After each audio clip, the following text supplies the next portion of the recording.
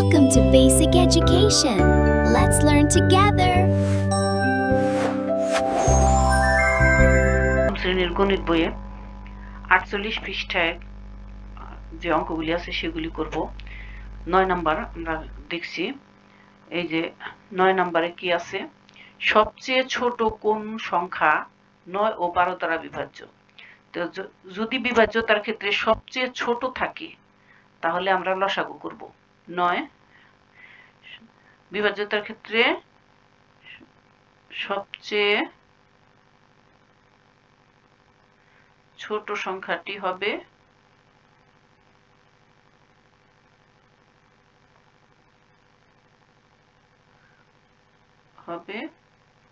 9 ও 12 এর লসাগু। তো আমরা লসাগু করছি 9 12,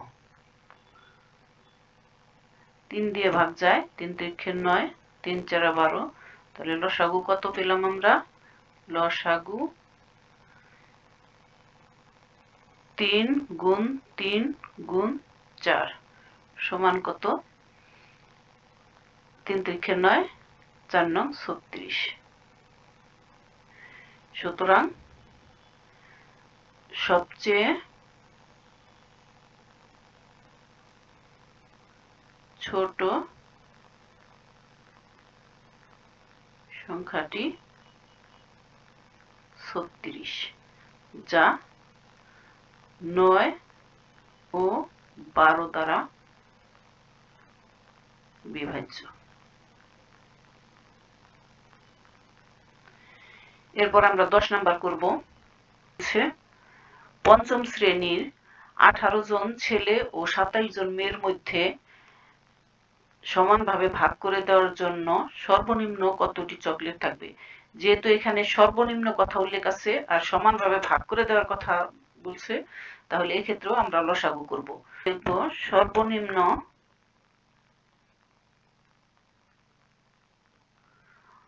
চকলেটের সংখ্যা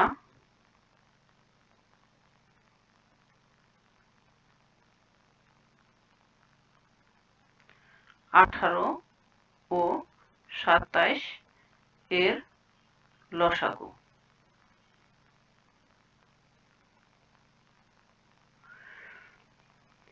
তো 18 আর 27 এর লসাগু করি। 18 27 আমরা প্রথমে 3 দিয়ে দিব। 3 6 18, 3 9 27, আবারও 3 দিয়ে দিব। 3 3 দ্বিগুণে 6, 3 3 9। তাহলে লসাগু কত? লসাগু 3 গুণ 3 গুণ 2 গুণ 3 সমান কত? 3 3 9, 9 দ্বিগুণে 18, 3 18 54। তাহলে সর্বনিম্ন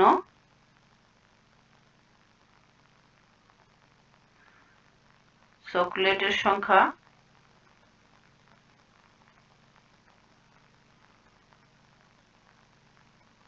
হবে 54টি।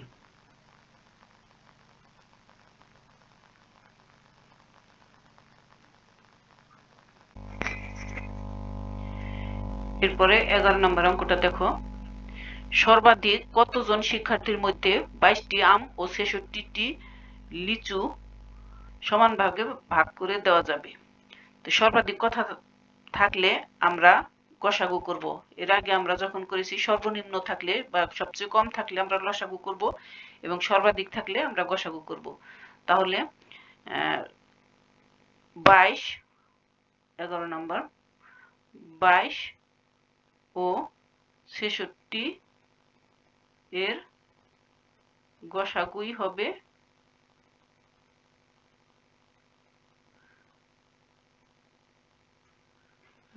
সর্বাধিক শিক্ষার্থীর সংখ্যা।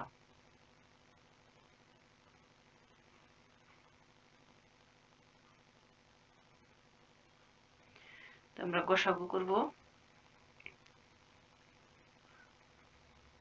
66।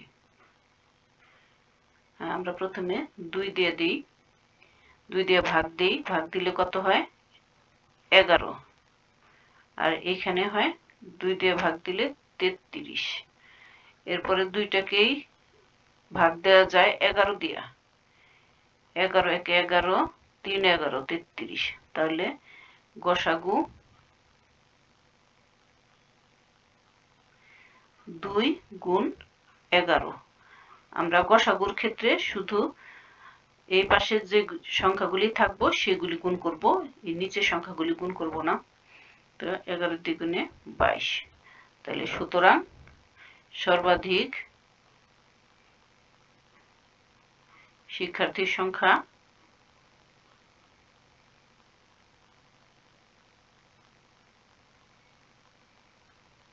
22। এরপরে আমরা 12 নম্বর অঙ্ক করব। এই যে 12 নম্বর, একটি রাস্তায় 12 মিটার পর পর গাছ ও 20 মিটার পর পর ল্যাম্পপোস্ট আছে। রাস্তার শুরুতে গাছ এবং ল্যাম্পপোস্ট পাশাপাশি থাকলে কত মিটার পর পর গাছ ও ল্যাম্পপোস্ট পুনরায় পাশাপাশি থাকবে? তাহলে কি আছে, 12 মিটার পর পর ও 20 মিটার পর পর। 12 মিটার পর গাছ এবং 20 মিটার পর হচ্ছে ল্যাম্পপোস্ট। তাহলে এই দুইটা লসাগু যত, তত মিটার পর পর গাছ এবং ল্যাম্পপোস্ট পাশাপাশি থাকবে। তা আমরা একটি রাস্তায় 12 মিটার পর পর গাছ ও 20 মিটার পর পর ল্যাম্পপোস্ট আছে। রাস্তার শুরুতে গাছ এবং ল্যাম্পপোস্ট পাশাপাশি থাকলে কত মিটার পর পর গাছ এবং ল্যাম্পপোস্ট পুনরায় পাশাপাশি থাকবে? তাহলে এই যে 12 মিটার আর 20 মিটার এর লসাগু যত, তত মিটার পর পর গাছ এবং ল্যাম্পপোস্ট পাশাপাশি থাকবে। 12 ও 20 এর লসাগুই হবে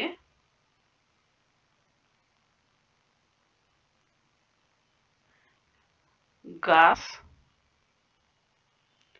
ও ল্যাম্পপোস্ট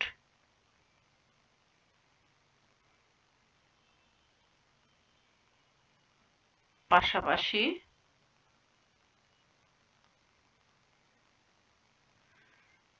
থাকার দূরত্ব। তাহলে 12 20 ভাগ দেই, প্রথমে 2 দিয়ে ভাগ দিব, 6 দ্বিগুণে 12, 10 দ্বিগুণে 20। আবার দিব 2 দিয়ে ভাগ, 3 দ্বিগুণে 6, 5 দ্বিগুণে 10, আর যাবে না। তাহলে লসাগু 2 গুণ 2 গুণ 3 গুণ 5 সমান কত? 2 দ্বিগুণে 4, 3 4 12, 5 12 60। তাহলে সুতরাং 60 মিটার পর পর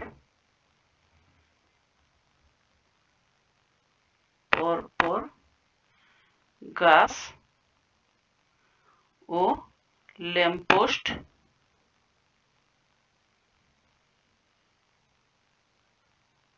পাশাপাশি থাকবে।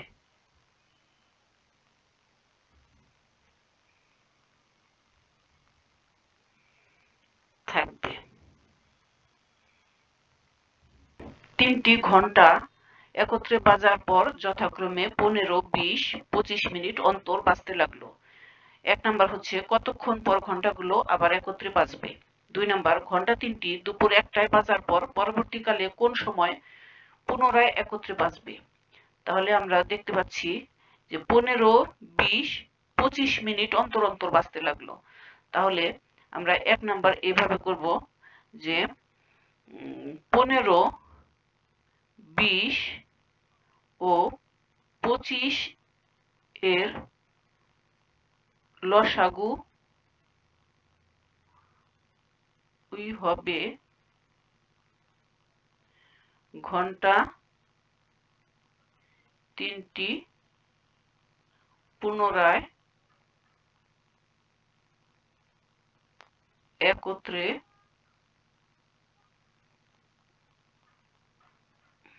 বাজার সময়। তাহলে আমরা লসাগু করি 15, 20, 25। প্রথমে আমরা 5 দিয়ে ভাগ দিব, 3 5 15, 4 5 20, 5 5 25। তাহলে লসাগু আর ভাগ করা যায় না, লসাগু কত? 5 গুণ 3 গুণ 4 গুণ 5। তাহলে কত হলো? 5 5 5 25, 4 25 100, 3 100 তে 300। সুতরাং 300 মিনিট পর পর একত্রে বাজবে।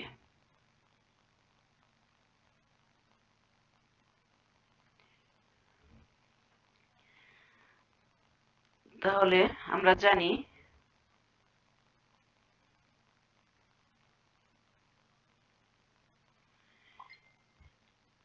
60 মিনিট সমান 1 ঘন্টা।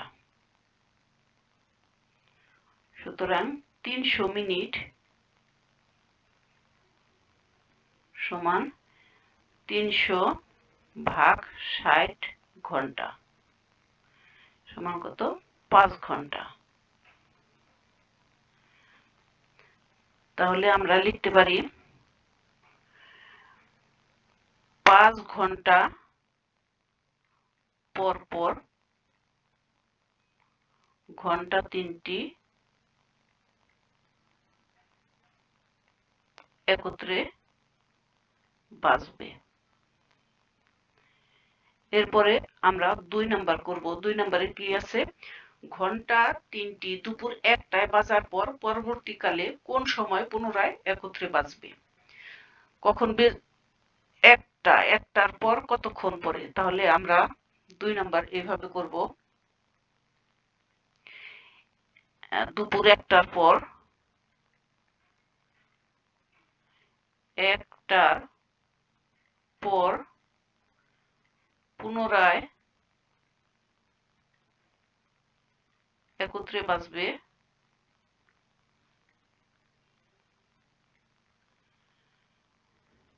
1 যোগ 5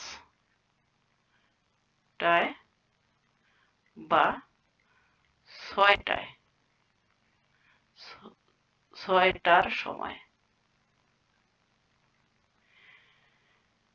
ঠিক আছে, আমাদের এই অঙ্কটাও হয়ে গেল।